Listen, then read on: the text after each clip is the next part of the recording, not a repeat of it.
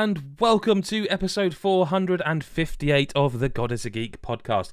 My name's Adam Cook, and I'm so happy to be here that I'm not even going to give any kind of sort of pre-pod bants. We're just going to get right into it and say hello to the one and the only Christopher Hyde.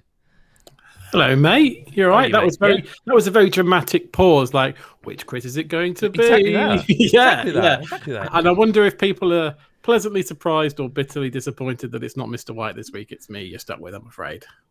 What do you think? I can't answer that because I'd come off Who's super your favourite bad Chris? either way. Yeah. Which of your children do you like the most?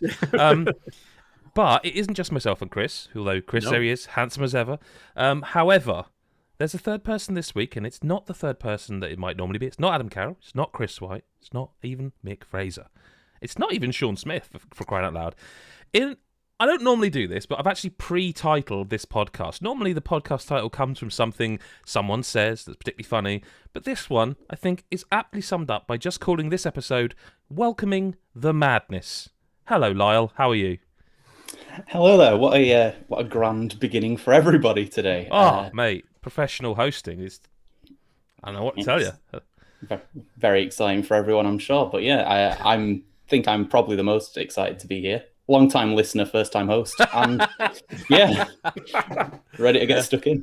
Fair comment. Well, get stuck in we shall, because Gamescom is happening as we go live. Gamescom is still happening, and we can talk about some of that if you like. But there's part of Gamescom was that Microsoft showed a lot of their games, and one of which is out now, and you played it all the way through. I've played about 7, 8. It's a difficult game to quantify because I spent a lot of time not really progressing anything, just wondering. But we're talking about Psychonauts 2. Massive 9.5 out of 10 on the site. I mean, Chris is sitting there going, I can see him going, I really want to play this. Come on, I want to hear all about it. This feels like it's going to be right on my street, so I want to hear all about it. I mean, Lyle, one of your favourite games of all time, the original? Yeah, really, really love the original. The original is just one of those games that I remember really clearly, like picking it up. I think it was like on a Saturday after, going out with my mates as a teenager, and it was this game I was sort of like so desperate to play, picking it up and just being sort of like brought into this charming world. It was my first Double Fine game, so like I wasn't used to sort of the Double Fine humor, if you will, as well. And yeah, absolutely love the first game, and the second really didn't disappoint. I wondered about it because I was like, it is one of those that, I mean, what was it, 16 years, I think? 16 years this has been coming? Yeah, something like that. And like, that's kind of a generation. I mean, it is literally like multiple generations of console ago, but I played a bit of the original recently, kind of just almost like hyping myself up for it. It has aged. Like, it's still good, but it has aged. Like and I was a bit worried that Psychonauts 2 would have... It would just be more, if that makes sense. Whereas, like, straight away, as soon as you control Raz, that it's a modern video game. That's the thing I would want to get across. I think the most is it's a modern video game. I don't know if you had any similar worries or anything, but I had the exact same thought. I would thought this is going to be more Psychonauts, and that the people who played the original maybe late and didn't really get it would not really enjoy it. But I think Psychonauts 2 plays how you remember Psychonauts plays. It's just the fond memories you have of Psychonauts. Like when you play Psychonauts 2, it's just that good. Everything's just tightened up that little bit more. Everything's more polished. It looks beautiful. And then from the very beginning, like the charm sets in. There's no sort of like kind of bland couple of tutorial levels or anything like that. You get straight stuck in. You get your powers a lot faster without being confusing, and it's just so good. There wasn't 5 minutes where I wasn't smiling at something ridiculous happening, or some aspect of the world, or even just like how amazing the background was, or how just completely unique and like something I could never have imagined exploring in a game almost. It's yeah, I totally get what you're saying. Like, it is one of those games because I at one point I was like, have we started now then? Because it starts... Well, I was going to say right after the first game, but kind of after the VR game, which is it's continuous. Like, there's no, this is 10 years later. This is like, yep, we're carrying on from what's previously been released. I really like the VR game, for the record. If anyone hasn't played it and can, I would actually quite recommend it. It's really good fun, and it keeps that Psychonauts vibe. But this one, like, there was a point where I was playing it going, are we just going? Like, when you, I won't spoil anything, obviously, but once you, like, go the casino level, which is pretty early on, although, again, I spent a lot of time just mucking around it at HQ. I was like, hang on, we're not doing tutorial levels, are we? We're just, there are tutorial bits, but we're not doing, like you say, there's not like this big, and this is the first world, and it's a tutorial. It's like you just go. It's like I really appreciate that. I don't know about you. Yeah, it was great to just not have. It was great to go in full speed and just sort of, like, it wasn't too difficult for anyone who hadn't played like the original or anything, but it wasn't holding your hand sort of either. It was just straight in there. If you've played a 3D platform game before, you're going to be fine anyway. Just get to experience it, get to experience the world, get straight into sort of these mad areas that you just are exploring, these sort of strange minds of people. It was so good. And then I think the next thing that really caught me by surprise was how fun it was to explore the hubs and the open areas, because in the first game I think I mainly just sort of went from world to world and didn't spend that long, because it was a long time ago. It just wasn't sort of as deep an area to find collectibles hidden, and just as soon as the world starts to open up in Psychonauts 2, I was spending like 2-3 hours between each world just like finding a collectible at the top of a rail you could grind, or finding a tree and seeing that there was like a little sidecard just floating up there waiting for you to get it. Sounds like my kind of game, that. Finding collectibles in nooks and crannies. Yeah. Well, wow. Do you know what? Actually, now you said I just never leave the hub. I just never leave the hub. Well, no. The thing is about this game is that there's and the original as well, but there's a lot of collectibles, and I mean, and I get it. I have like a degree of what you're talking about, where I kind of, so each time you go into a mine, you'll get like, Lyle, what did you call them in the review? I'd never the little things you collect that are like images, the figments. Yeah, the sort of like, they're kind of, they are related to that world, and they're like sort of opaque almost, but not fully. Yeah, they're kind of like, they almost look like sort of like neon signs. Don't they? That's just it. Like a bright outline. But the thing is, I think, and you might be able to confirm this, I'm pretty sure there are some you can't get first time around, or certainly aren't easy to get. Like there, you can get I'm close. Pretty certain there are some that you can't get. Yeah, like there is, because as you level up by finding these and finding all these different collectibles and sort of rank up Raz, you can upgrade some powers. So there's one power where you sort of dash from cloud to cloud to sort of like teleport up to places. And I think one of the latest upgrades you can get is there are some you can then teleport to that are sort of like bad thoughts. Yeah, they dark thoughts something or like that. Yeah, it's one of the two. Yeah, and I noticed them early on, but then actually in the teeth level that people are seeing a bit of now, I mean, it's not a spoiler because there's so many different, even that teeth level is so varied in itself. There's those thought bubbles, but not the dark ones, just the normal thought bubbles, which you haven't yet got that skill. So even that one, I think you have like. So Chris, if you're seeing the video, like it's that little house there, the little broken spoon, those sort of neon signs, and when you pick one up, it does ping up in the corner, usually telling you like, oh, that's number. Well, like there you go. So that's number 71 of 80. And I thought, that's not. Yeah, but that's the thing. I thought, that's not too bad. And then I got to my first like big level, and it was like, oh, that's one of. Oh my God! How many? Nearly 300. And don't get me wrong, they are everywhere. No, they're everywhere though, aren't they? They're like, you can't, you know. But there are some pretty, and that's not the only collectible either.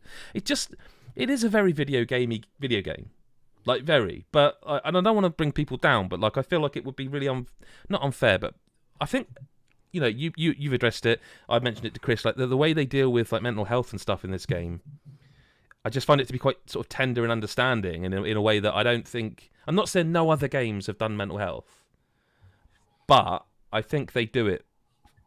I think they've done their diligence and research, I suppose, is what I'm. Yeah, I think it's interesting. Like, I don't know as much of this series at all, right? It's surprising no one that I haven't played the original, right? But like, I think what I think is really interesting from what you've said and read about it is like, you're right. Games have done mental health before, but they tend to tread carefully and almost seriously. Yeah, it's almost over serious. Like it's yeah. Well, we can't laugh about that. That's can't not have funny. fun with anything. Yeah. We have to be serious when we're talking about it. And it is obviously a very serious subject. Yeah, of course. But there's a difference between being serious and being respectful, and this kind of feels like it's very respectful, but it's also it's a game which is about having fun, right? Which, you know, and I think that's what's coming across to me is like that's different about this, the way it deals with it. Yeah, the way it handles it is sort of, it doesn't really feel like it's it doesn't feel like it's a game where there's this huge focus on mental health. It's more you're in minds and you're investigating people's minds, so it only makes sense that it's there. But Psychonauts is also a light-hearted, fun platform game, so it's sort of it treats it with respect, like you're saying. But it's not this big landmark. This game is about mental health. It's just this is a fun platformer, and it wouldn't make sense if we didn't bring mental health into it, since you're investigating people's minds. Yeah, I just felt like it was done in such a, I don't know. I just felt it was done in such a clever way. Like in as you say, like they don't really. It's not like Glowing Light said, "Look at this, aren't we? Aren't we good? Aren't we clever?" It's not that. It's just, it's not. But it's also not incidental. I guess it is that middle ground of like it. Yes, it's kind of destigmatizing in a way, because it's like lots of people have these problems, and we're not going to like make it about that. That is this person is more than that problem. But it is a part of them, and I don't know. I just found it. Maybe it's a personal thing, but it really. I'm not going to say touched a nerve. That's not quite what I mean. But it really. I just found it so. I just kind of warm. Like the whole game, I think feels that way. Like it is such a warm game. Like it feels like you want to give it a hug. Like you know what I mean? I don't know if it's because it is quite. You know, the visuals are that. You know, I guess Nintendo-y, colourful kind of thing. But it's just everything about this game feels like. It's just only love. Do you know what I mean? Definitely, yeah. I mean, I do think that just because it was hard to sort of imagine how they'd managed to make such a sequel to such a sort of beloved game. And I think for a lot of people after Psychonauts, other Double Fine games didn't quite scratch that itch, if you know what I mean. Not necessarily that they were bad or anything. There are some brilliant Double Fine games in between, you know, this 16-year period or whatever. But this feels like it had such a careful development. It just they did everything is so polished, everything just sort of feels I want to, sorry, I don't mean to interrupt you, but I want to actually that's something else that I don't know why I was surprised by it, but I was. It really is polished. I'm not saying there aren't any bugs. I can only say I didn't encounter any. So and far. I'm the same. It just seems really polished, and I don't know if that's listen, it is on PlayStation as well. I don't know if that is part of them. Perhaps Microsoft gave them some of their QA teams or support. I don't know. I'll probably never know, but I just it really is a polished video game. It runs really well on everything I tried it on, and I actually predominantly played it on Series S, I think, actually, and PC. So it ran really well. I don't know. Someone in our Discord was saying it was fine on Xbox One as well. Yeah, that was me. I played quite a bit. You did as well? A few levels on Xbox One as well, just my base Xbox One. And I mean, there were a few frame rate issues, and the loading was sort of night and day, but, just what you'd expect, really. Yeah. No, that's the other thing, is it loads. I didn't do a proper test, so I don't want to be hyperbolic, but I think it loaded quicker on my Series S than it did on my PC. And my PC's all SSDs as well, but I guess it's that thing of we've built this to do this. I can't recommend the game enough. I actually was surprised almost. In fairness, you've got further in than I did at the time. I was almost expecting a 10. Do you know what I mean? I was thinking, well, and I wasn't going to be able to argue it. Not that I have to, but you know what I mean. It was fair enough. Yeah. I mean, it was hard to not give a 10. I'll say that much. It's always a good thing when something's in the mix for a 10, though, isn't it? Let's be honest. It's one of those special games when it's up there. Yeah, no, it is a special game.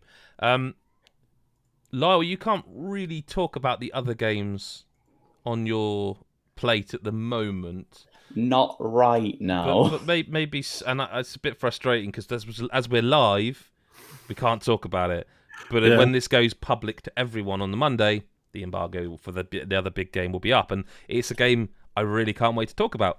But we can't. Yep. So let's talk to Chris Hyde about some aliens. Some aliens Fireteam. Some aliens Fireteam Elite. Yeah. Let's give it the full proper name. So Mick's reviewed this for the site, so definitely go and check out his review. He gave it a 7 out of 10, I want to say. 7. Yeah. And I'm kind of in a similar place from what I've played. I've not played all of it. Mick's clearly obviously finished it and gone above and beyond and everything. I've not played as much. For me, Aliens Fireteam Elite is one of those games that it's one of those games where you'll have sort of feelings of 5 out of 10 moments and 9 out of 10 moments, and it will kind of flip flop between them, and so it will be this 7 out of 10 that you'll at times you'll get a lot of pleasure from, and then at other times you'll be a little bit like, and you feel a little bit like it's a bit of a wasted opportunity. So essentially, it's a co-op shooter. You're in teams of 3, and if there's less of you than 3, then you've got AIs. Why is it 3? I don't know. That's the first. There are 4 classes to choose There's actually a 5. There's one there's more and a 6th coming. Yeah. So there's more than 3 classes, and can you choose the same class as well? But anyway, you can. Yeah, but you can. For some reason, you're limited to 3. I guess that's where the balancing comes in. Of they think more than that would just imbalance the game. But yeah, there's teams of 3, and if there's less than 3 of you, you're with AI. I will say straight off the bat that the AI is pretty terrible. So you need 2 friends. I'd go one further. I would say if you cannot play this with friends, do not buy it. Yeah, I kind of agree. I think you need... This game is infinitely better with a team of 3 people playing it. Even randoms, I would encourage that over the AI, because the AI are incredibly useless and don't maximize the different different perks and things and skills that the various different classes have. You don't get that benefit. So you're playing with 3 friends, and what the thing that became really apparent to me in this game, there's I think 4 missions in the story, and there's like 3 parts to each mission, right? If there will be some people that will play the first mission of this game and just go nope, and that's a really big shame, because the first mission is set on a ship, and it's literally just arguably the most aliens of missions. The most alien type level, because it's on a ship, but it's literally just corridors and rooms, corridors and rooms, corridors and rooms, and it feels, the environments feel very samey, forgettable after you've done it a few times, and if anything, exacerbate the gameplay loop, which is essentially you go get into a new area, kill enough aliens or other enemies until your kind of quest marker reappears and you can move on to the next area. That's literally the loop. And there will be some areas where you get to a thing that you have to defend for a certain period of time from an onslaught as well. But essentially the same thing, clear enough enemies out before you can progress. And that is essentially the loop. Now in a map or a mission where the rooms look the same and the gameplay loop is the same, you're sitting there going, is this it? Is this all this is? Because this feels very, very kind of confined in what it's doing. Like it feels very repetitive, and like I said, the repetition is amplified because of the loop. So I remember me and Adam played that first mission. I was like, I don't know if I want to play any more of this. Now, hampered by the fact we had an AI that was dragging us down like nobody's business. Yeah, again, not to hammer the point home. I specifically mean if you don't have a full roster of friends to play this game with, don't buy it. Do not play unless you literally are like, okay, me and my mate and his mate. It doesn't matter, but it must be 3 human players. I cannot stress that enough. We thought we'd had bad AI in the Back for Blood beta, and then we hadn't seen nothing. Hadn't seen nothing until. But that's a really interesting comparison, man. Because Back for Blood, and I don't know if it's that thing of because I haven't got it, I want it. Do you know what I mean? Like I've had a taste of it, and now I can't play it anymore. But Back 4 Blood was very much one of those where, and a lot I've mentioned this before, like with Destiny. With Back 4 Blood, it's like, I have to stop playing this now because I cannot stop playing this now. And they're going to stop letting me, so I have to stop now on my terms so I can just go, right, I know this is going to be good. And I will say, on that game, there seems to be a lot of shit and a lot of people complaining about it. And I just really like it. But whatever, that's not the game we're talking about. This is, and I don't know if it's because of Back 4 Blood, I had it in my head this was a first-person shooter as well, but it's a third-person shooter. I mean, people have seen the footage. They're very different. Like, this doesn't feel dynamic in any way to me. Yet the idea is there's these aliens pouring literally out of eye holes and statues and out of the vents. And yet, to me, I think one of the biggest problems, and you kind of hit upon it there, is that this game has no dynamism whatsoever. You are, once you've seen the first lot of aliens, there will be other aliens, but you are going to go to point A, you're going to reload, and it also, I mean, I know it's aliens and not alien, but there's no fear because there's no fear because you can stand next to the smart gun. The smart gun is ridiculously overpowered. Yeah, but the idea is, but you don't have all the ammo. But when the encounters, there's an infinite refueling station next to you.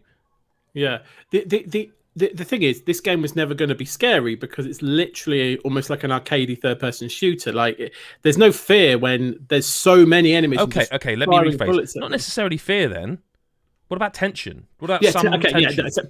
So there could be the tension is completely lacking. The thing is, the thing I find with this game is that it kind of like, you have like the grunt enemies, like the aliens, and they're literally hundreds of them. Right, that attack you in a mission, like 100.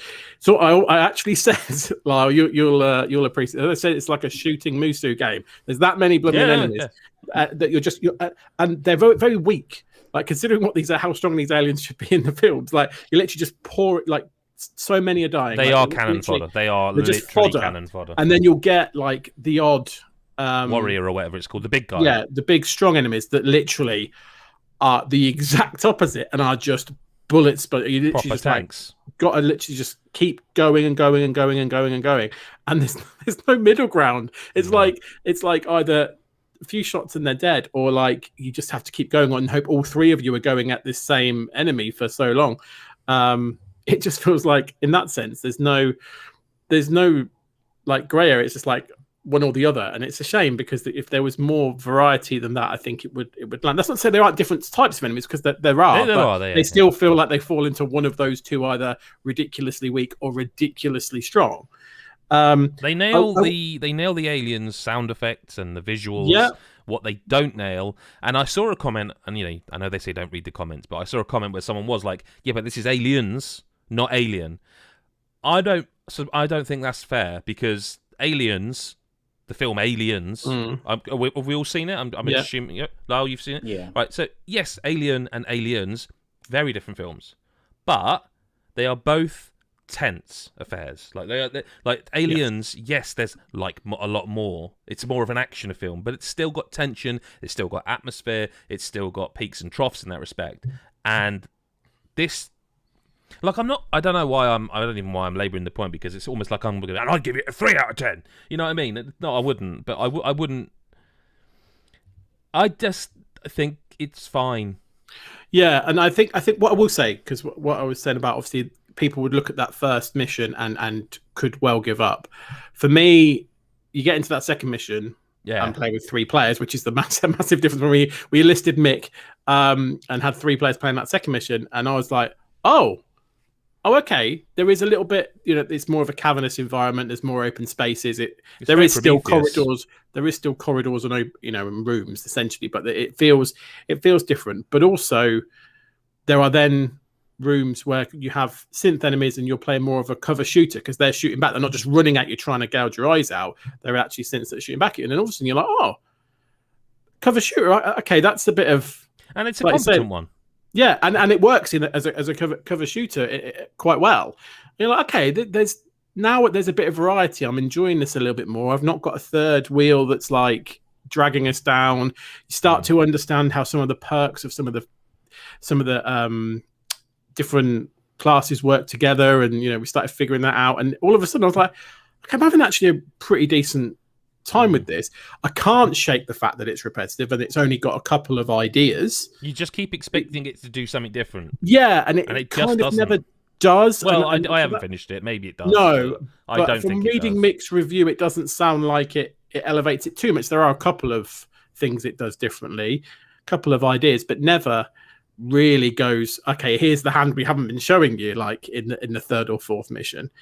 Yeah. Which is a shame, I think, because like I think that will mean that people will bounce off it quicker than maybe they could have done if there was a bit more variety, because I think the class system and the perk system is quite deep. Challenge cards are quite interesting when you unlock some of those, and were you playing with controller, right?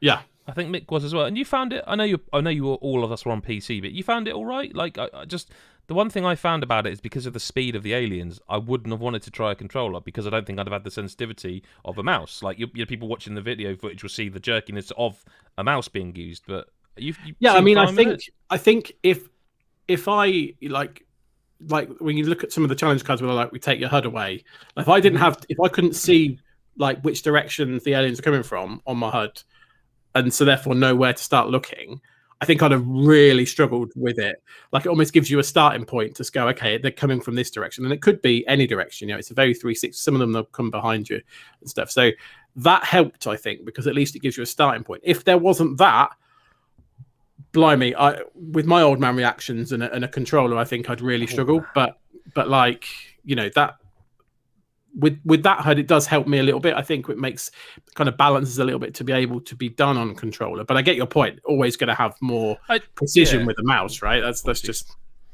I would be curious though, because like I know Lyle likes this genre. Like I think we all do. I think the co-op shooter. I know you're excited for Left 4 Dead. Sorry, Back 4 Blood. Hey! Wow, there you go. I didn't even mean that. I didn't mean it. No, I 3. didn't. Yeah. I mean, you mentioned you've seen Aliens. Like, are you a fan though? Like, or is it just you've seen? I mean, a lot of people have seen it, but yeah, I've seen. I think I've seen Alien and Aliens, but that's sort of the limit of it. No, you kind of stopped at the right point. Many would argue. So. Well, yeah, and I've liked a lot of Alien and Aliens games, like Alien Isolation, the Alien versus Predator games, things like that. Like, but I mean, from the sounds of this, I'm not necessarily sort of jumping out my seat to go download it now. No, that's fair. That's fair. Like, I mean, I would say to people, go read the review.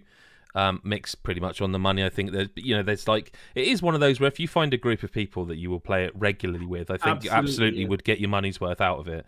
But I cannot stress enough, if you do not have that group, and even if you're like, no, it'll be fine.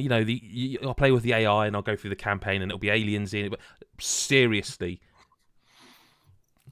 Chris, what else have you been playing? So, just straight on. So, this week I've also been playing 12 Minutes. Which I know you've long-awaited.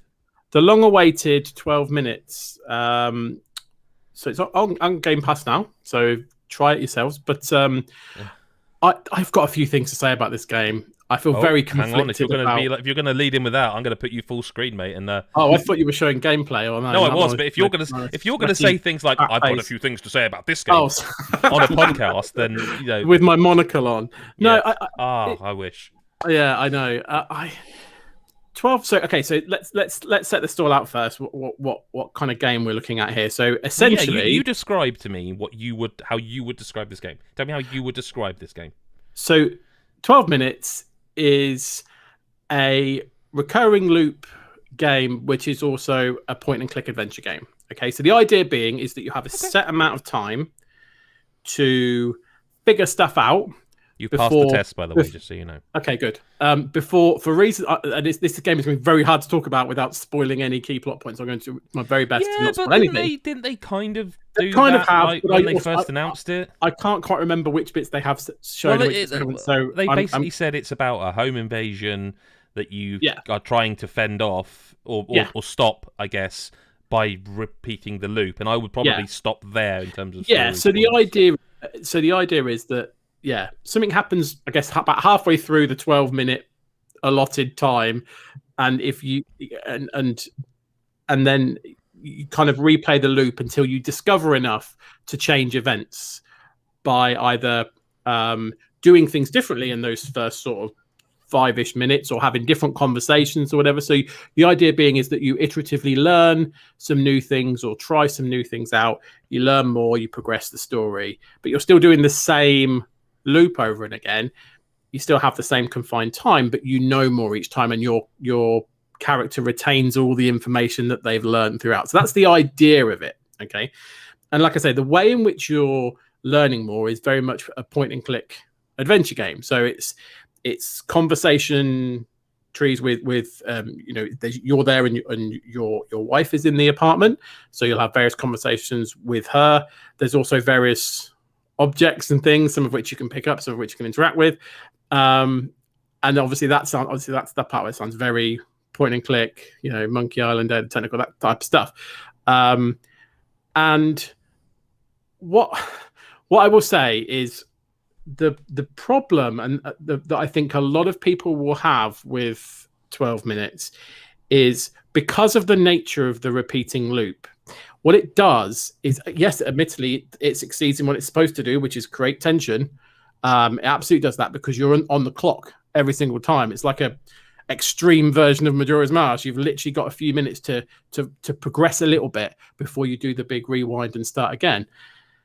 However, it doesn't help you in any way, shape, or form to try and speed up proceedings very much, right? So for example, like you'll figure something out, and you might figure something out after 5 minutes, and then you have to play. You might find something out that you can only, that an information or an item that you can only use towards the end of the next loop. So you have to then sit through and do the same thing again and again and again, because that loop progresses the story, and you have to repeat yourself.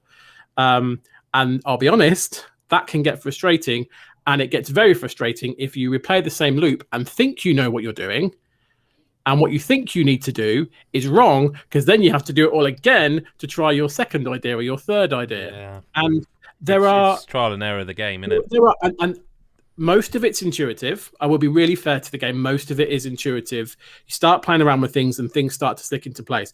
There are a couple of points, though, where I will be completely honest with you. I found it out purely through trial and error. It's that whole thing of combining items or clicking on things at certain points. And I was doing it out of sheer frustration almost. Like, I don't know what to do. I was just messing about. And I was like, oh, hang on. And suddenly I've got a new dialogue line. And I was like, oh, okay, I would never, I don't think in a million years I'd have thought to do that. Maybe I would have done through trial, process of elimination. But there were a couple of those moments when I was like, oh, if I'd not clicked on that then, I could have had another 3 time loops where I wouldn't have progressed anything, and I'd have got really annoyed. So I think it's one of those things where I think the idea is really clever, like in terms of the principle of what it's trying to do, like it's a small time loop and that. But I do think that because it doesn't let you skip any of it, because it really can't, because otherwise it wouldn't be the time loop, it constrains you into having to relive things over and over again, which gets really repetitive and annoying, especially if you don't click what you need to do, because then you just feel like an idiot. And you have to, it's like if you kept dying at the same place in any kind of platform, you have to keep replaying the same level again to try a new thing. It's like that, but dialed up to 11 almost. What I will say, though, it's not a terrible game. Like some of the plot and click bits and the way it uses items and stuff and things in the environment are very clever. Obviously, it's got an amazing cast. So, the lot's been made of like James McAvoy. Yeah, but I think that's the problem. I think that's the problem. I think that's overhyped a game that is, and also being Annapurna published. I think the game is a little bit of a victim of overhype. It's not bad, but people thought it was going to be mind blowing. I've played it because I really wanted to play it because of that hype, right? Yeah, I think the sad thing, almost having that cast is that, they deliver what they deliver fine, but it's never some like grand, like, scenes. It's almost very bitty. And what I also will say is I think the ending, if you get to it and when people get to it, I think it will divide opinion as well. I think some people will go, like that's ridiculous. Isn't it? I've read it's ambiguous.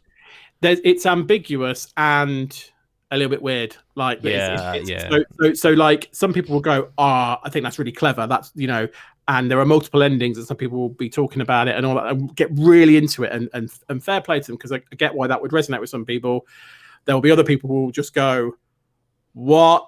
I'm not happy that's where it's ended," and I feel like that's a shame. Like with it, because that's like the crescendo, that's the climax of it. And if you're one of those people, and that's fine if you are, where he just goes, "Oh, really?" Then I think the journey won't be worth it, and some of the journey can be a bit of a slog. Okay, Chris, continue to talk about that for a minute, because I've got someone knocking at my door. So okay. Just say more about the game. Okay, I'll try. So, okay.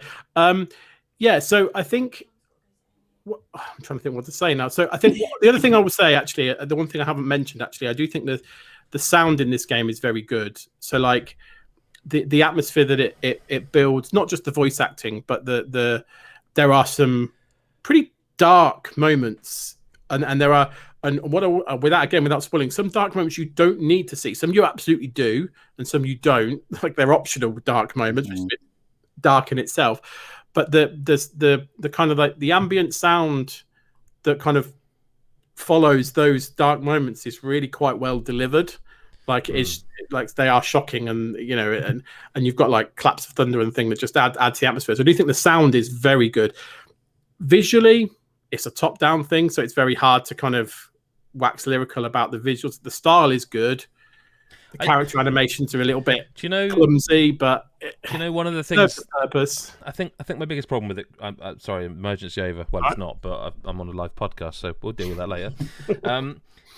I think the biggest thing I've got with it is my initial feeling is that it's a very clever game, or it thinks it's a very clever game, but it's one of those where immediately you can't do what you want to do. Like the first loop sets its stall out. It's the home invasion aspect. Like, I think it's a little bit unusual in that you kind of have to go on a flight of fancy with it, because it's like even the game's label will call the invader a cop, and it's very, very obvious from the very start that's not a police officer. Like, apart from the dress code, the way he speaks and acts, and the immediate violence, like, I'm not saying, trust me, we all know what police can be like, but like the immediacy of the violence. So, but even that, go on that flight of fancy. The second thing, we're all in relationships here.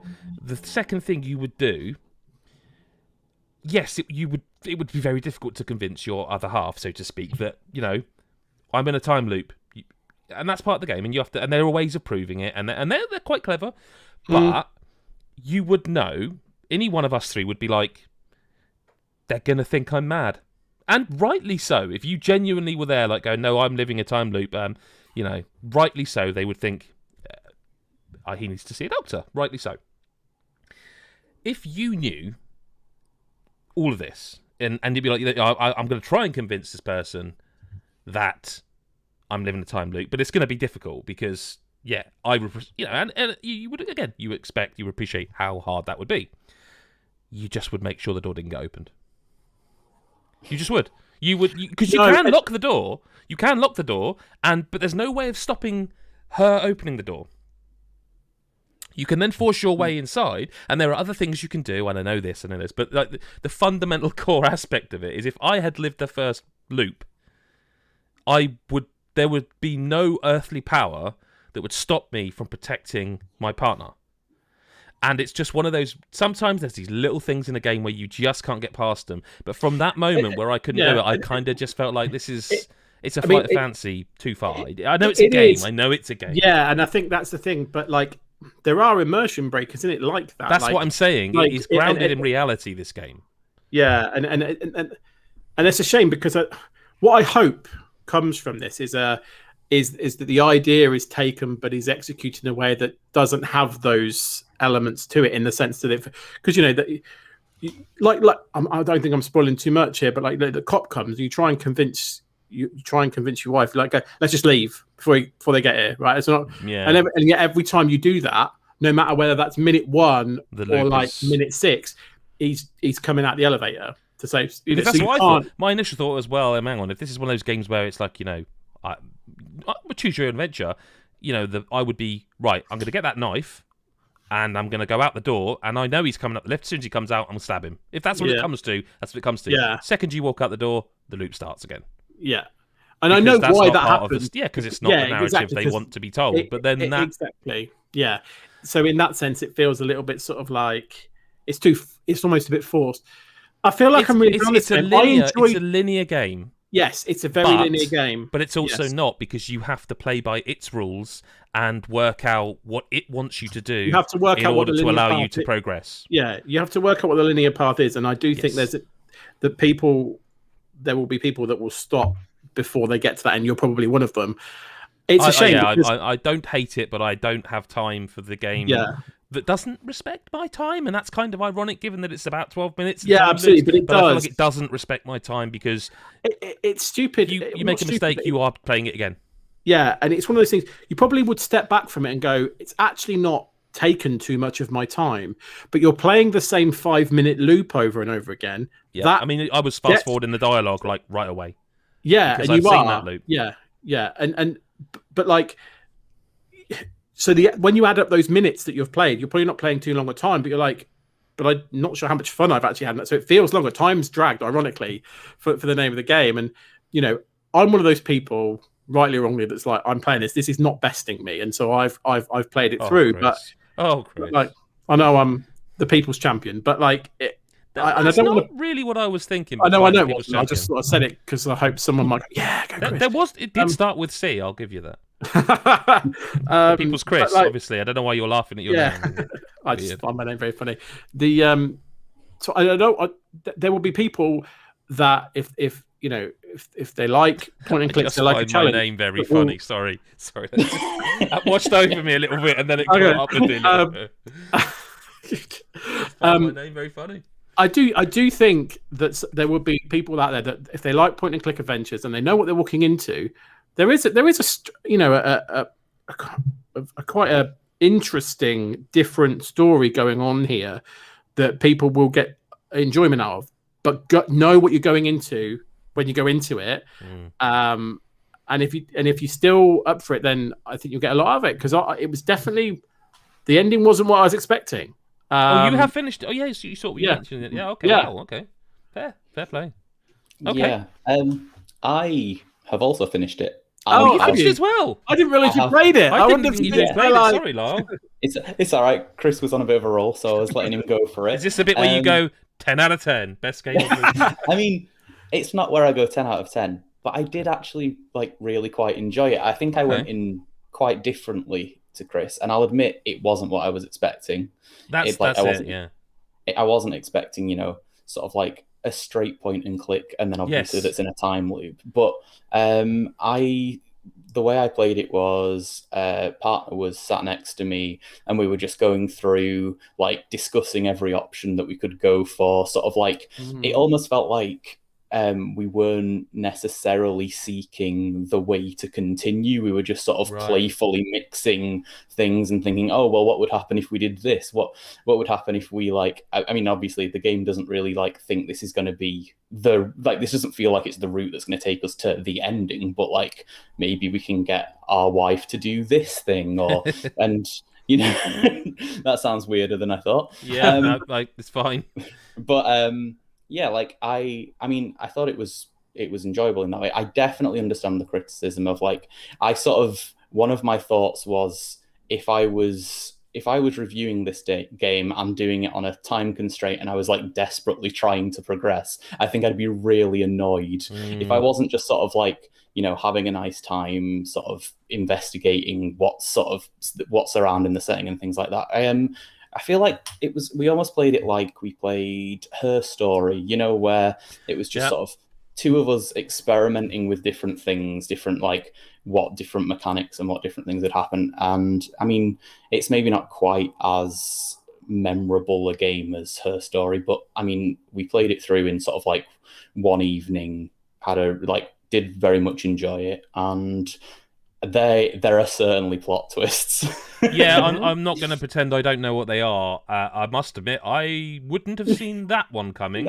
I I would will have seen confess. 2 of them coming if I was with you. Yeah, okay, fair. It's definitely an interesting game. I do think it's it's for me personally. It's a victim of hype, because it was so not what I was expecting when I finally got to play it. Because I was not expecting it to be I was expecting an adventure game, not an actual point and click game. Like, I thought that you would move the character, at least, like if you're playing on Xbox with the stick and interact with things. It would be that kind of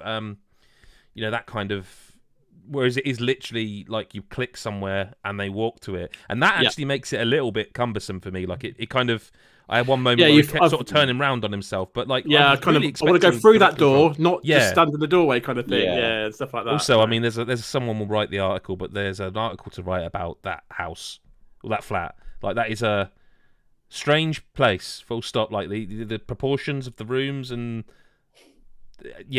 it's not something we want to dissect here, but let's do some listener correspondence, because this is one that should cheer us all up.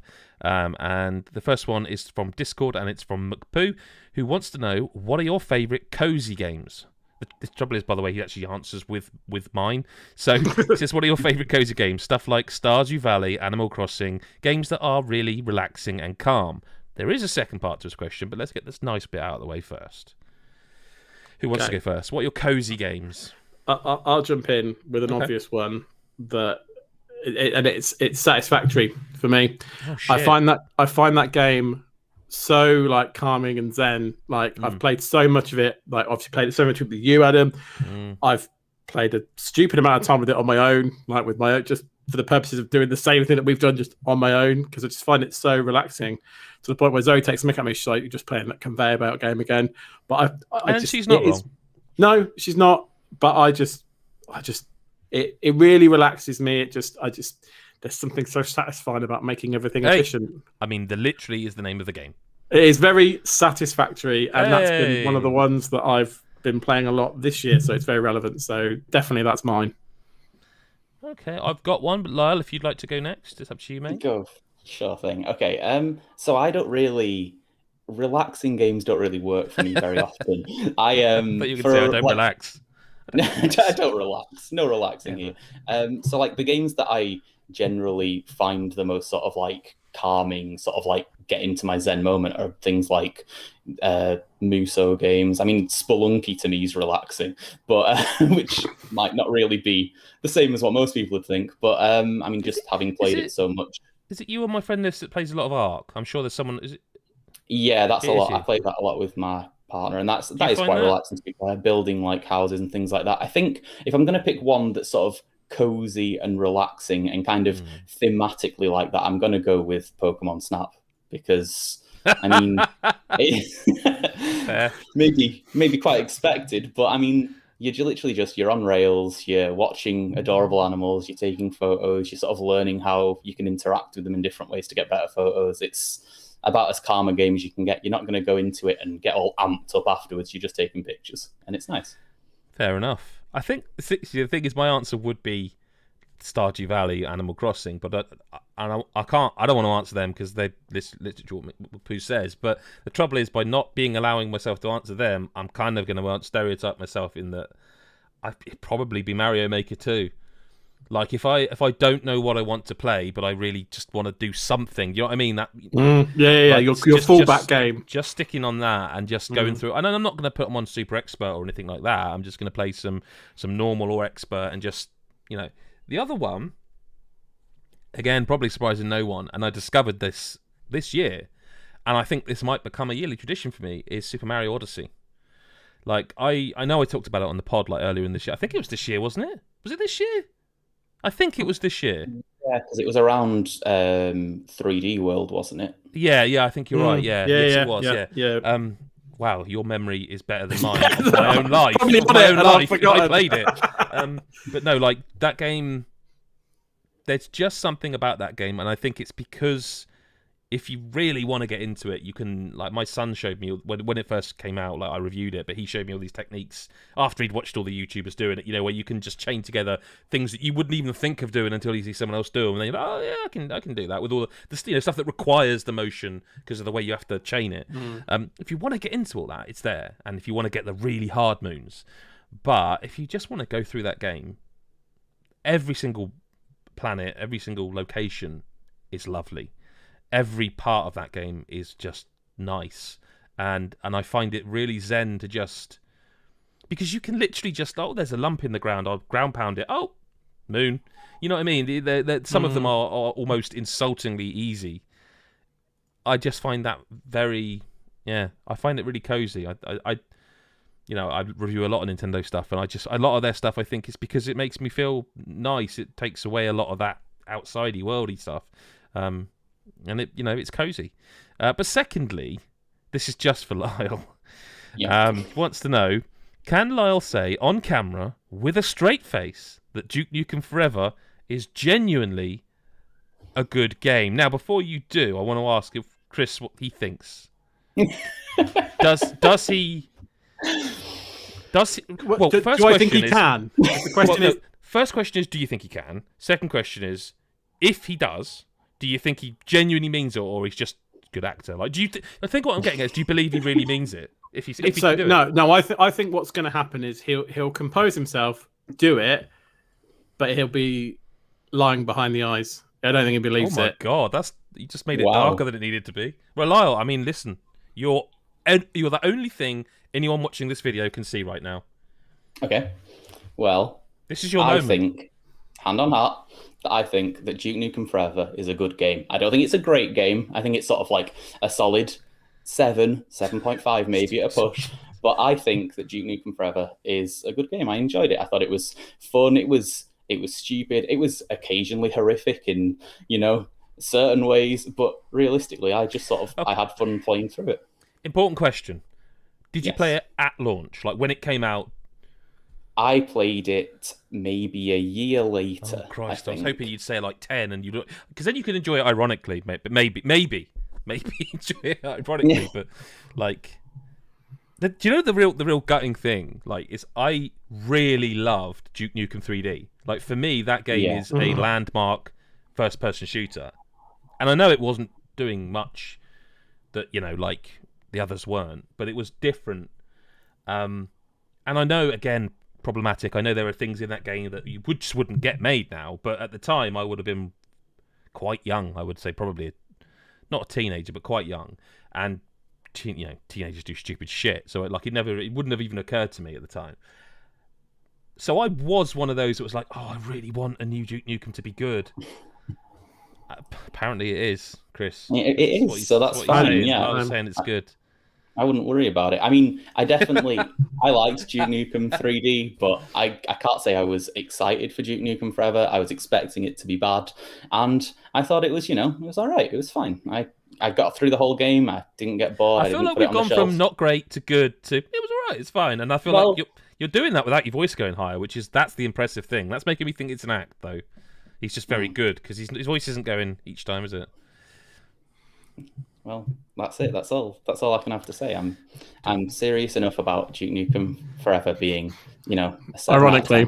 You're more serious about Duke Nukem than they are about Duke Nukem, the people who make the Duke Nukem games, by the sounds of it. Llama Fluff 42, also from Discord. What two songs would you mash together, DJ Hero style, to make the perfect song?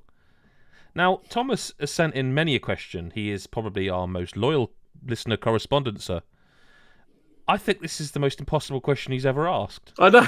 I was saying, so my head straight away went to Fuser. Fuser, exactly. Right? Mm-hmm. Because I was like, Fuser showed me that any song. It's also a modern DJ hero in a way, with Rick Astley's "Never Gonna Give You Up." Any song.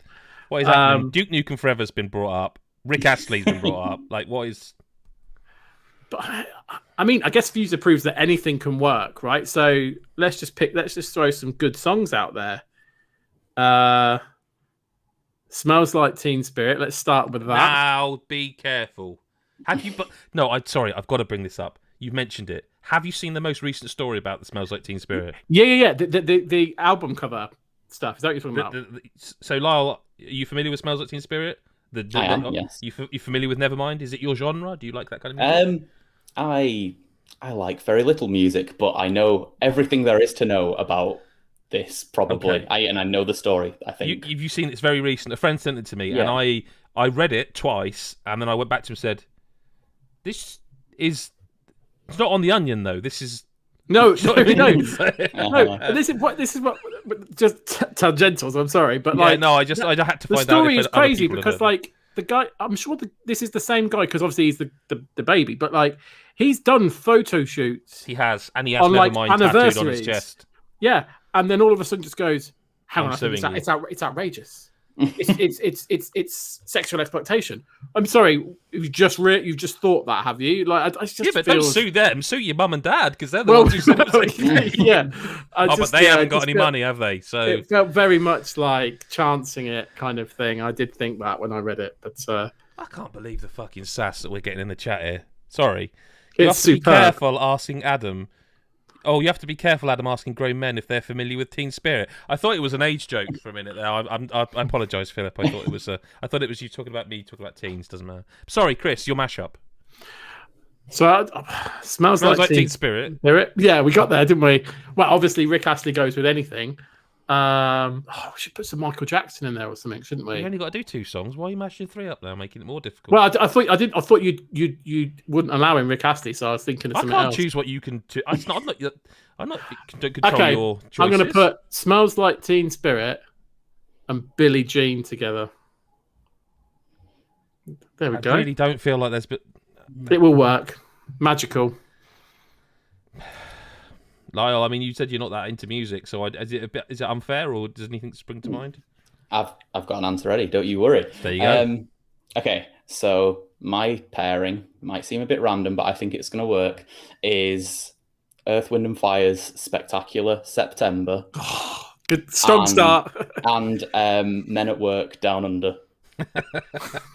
I think they go together. I think that's good. Oh, I was gonna. They've got a similar. There's a similar kind of twang to both of them, isn't there? Yeah. I was going to go for Jimmy Eat World's The Middle, and the thing is, I fell off of it because there is a song, and it was one of these moments that really made me depressed about the state of modern music. Because Jimmy Eat World The Middle is like their breakout song that made them. It was the MTV2 song that everyone knew the band from. And there's another artist, like a pop artist, I think a female pop artist, who did a song that is not similar, the same. And normally in that situation, the person who wrote the original goes, money, you owe me money. But because this is a huge pop artist, they went, oh, it's really quite flattering. And you're like, they don't think that, but they know they are not winning a case against this person because they are gigantic in the music industry. And while they're a big band, they're not, they're not like Taylor Swift or someone like. It was someone like that. It was someone that level. So I'm trying to think. I can't think of the song now. So I'm. It is so similar. Like, I'm trying to think. And whenever it used to come on at work, it used to just. And what's the other? I mean, the mashups are kind of a thing now. Like, what's that one that they did? Tracy Chapman's Fast Car. That they just basically sampled that whole song and made it like a techno-y dance song. And it's like every time that came on, it made me want to claw my eyes out as well. Which is weird because it's my ears that you'd think would be the thing that I was upset about. But my eyes apparently were the... Philip Tyndall says, I mean, he's very nice, but incorrect here. We all know you guys are great at playing games in general. Well. You say that when I've spent hours today editing future content. Don't spoil. Well, I'm not going to say what it is or what happens, but you say you're good at games. Superb. The best gamer ever. You don't look good at games. I'm really good at hiding it. Okay. Anyway, his question. But what are any of the seemingly everyday things in life that you do fail at? I'll give you an example, he says. In my case, it would be shaving. I should have read this before. Even though I've been doing it for over 2 decades, I still end up looking like I've stepped out of a set of A Nightmare on Elm Street. I've tried growing a beard like many of you fine gentlemen, but being fair-haired and Celtic-blooded, Invariably, all I sprout are long random clusters of ginger hairs on my face, so I walk a daily tightrope of looking like Freddy Krueger or what I imagine one of Ed Sheeran's balls resemble. This is a superb question/statement. I love it. Yeah. What simple everyday this? I love that he's added all of that when he could have just said, "What simple everyday thing doing if you fail at or struggle with?" But he's added all that context. Yeah, we've got a background story. It's fine. So yeah, simple things. I mean, I was going to say diet for me. Like I pretty much fail at that. Yeah. That's like a constant struggle. Waistline And normally. That seems fair for me too. Yeah, I'll take that. But I think we can't all pick that. We got what are we going to go So through? I can't whistle, and it annoys me. And every time I try, I just sort of go like that. Like I just sort of like that's what I can do. That's just blowing. No, I know, and I know you're good at that, Chris. But but I can't. I've never been. It's almost like sometimes like when I do like if I'm doing a yawn and I stifle it, then sometimes you get like a whistling sound by mistake. But, like I can never. I know. I know. Sorry. I can never. Sorry. I know. You yawn and accidentally whistle as a byproduct of a yawn. Every now and then, if I accidentally have you got a hole in your neck that you don't know about? Like, yeah, it's like a tracheotomy that's gone wrong or something. Someone shoved a bic in there to save your life once, and you never bothered to get it. Like I can't miss. I've never been able to do it. Like so that's and that bothers you. I mean, it bothers me that everyone else finds it so fucking easy. Like it's just they were born with this thing, and I just can't do it. Like every. I don't know if it's because my lips are too fat or something. I don't know, but I can't do it, and it irritates me. I much prefer the idea that like every night you're awake in bed just thinking. Exactly that. That was my next question. Just doing this, just going like. Just not being able to do it. You really can't whistle. No, I really can't. And also, there's this thing where people like put their fingers in their mouth and can do it. Yeah, I can't do that. I can't do that. I don't even know what people are doing. They're making shit up now. Like they're just like. You mean like they're freestyling? Yeah. Well, sorry, what did you say then? Freestyling? Yeah. Like, I don't know, different ways of whistling. Just a whistle, but with. Why did you call it freestyling? I don't know, mate. I just put a fancy word in a podcast. I don't know what I'm talking about. I can't do it. Anything? Do you follow that? Yeah. I mean, I'm not going to follow it well enough, but I don't know if I'm necessarily like hugely bad at any everyday tasks, but I'm just generically very clumsy. Like if I'm walking, I'll just bump into walls. I'll get caught on door frames all the time. Is it just generic? You or your clothes or you? I love the idea of like actually you getting caught on a door. Oh, it's just Lyle stuck on a door handle. It's like... just there again. He's rescuing. Oh, that's superb. It's like, where's Lyle? That's folded me a little bit. I kind of know where he's coming from. Like have you never like you got doors in your house, and have you never just banged your elbow on one and you've been like, that fucking door's been there for 20 years. Yeah, no one's moved it. No one's moved it. Or like stubbing your toe on the bottom of a sofa bit of furniture or a table or something. That is. Oh, you find the one bit that's got the little foot or something, and you just. Oh. Yeah, and you just somehow you've walked through like from like the kitchen for us to the lounge. I mean, I wouldn't even like to. I would say 1,000,000 times. I doubt that's an exaggeration. I probably have. And somehow, when nothing's moved, you manage to kick wood that has not moved. And it is like, I've broken my toe. I have broken my toe. Yeah, that's it. Yeah. Exactly. I think I can actually empathise with that. Yeah, definitely. I'm just I trying to need think whiskers, of, like, don't I? things. I like a cat. They have whiskers, don't they? To like, and obviously no cats have whiskers, but like to kind of tell them how wide they are. Like, so that's what I need going through doors and things. So I don't. You're right. I've just never thought of it with the logic of it's to tell them how wide they are. Well, that is what they're for, isn't it? Because if they're whiskers, to be able to judge how wide the gap is. Yeah, so if things hit their whiskers, they know they won't get through it. That's the point. That's what it's for. No, again, I'm not disagreeing with the. It's You're semantics. Just imagining me with big semantics, whiskers now, but like, no, the idea of a kitty cat going, hang on a minute, can't fit down the back of the sofa. I'm a bit too wide. It's like, it just probably doesn't stop them. To be fair, no, it doesn't. It doesn't. And I think that's probably... You've got to give an answer. Come on. I can't think of... It's going to sound really arsehole-y because I'm trying to think of something that's every day so that good I'm bad at everything. I'm pretty good, mate. I'm not going to like... Yeah. I'm really bad at being bad. Like... Yeah, I said at the start, dieting. Like, I have tried dieting all my life, and I just the simplest of things. It doesn't seem hard. Everyone else seems to be able to do it. To be like, go 3 bars of chocolate's enough, and I'm like, no, 5. I can't help myself. Like, it was actually, to be honest with you, I think mine all comes from when I quit smoking many years ago. It's almost like a thing, you just something to do with your hands, and that instead of doing, I'm just slapping myself in the face on camera now, really. Yeah. But that basically became that instead, and like, I don't know which one's more unhealthy. So maybe I should take up smoking again. On that note, thank you very much to anyone who has watched this or listened to it in the future or in the past or whenever you're listening. We have a Patreon and we have merchandise now you can buy. I don't have any in the room with me. There's a cushion over there, but I'm hot and I'm not moving in this coloured t-shirt. The aforementioned diet doing wonders again.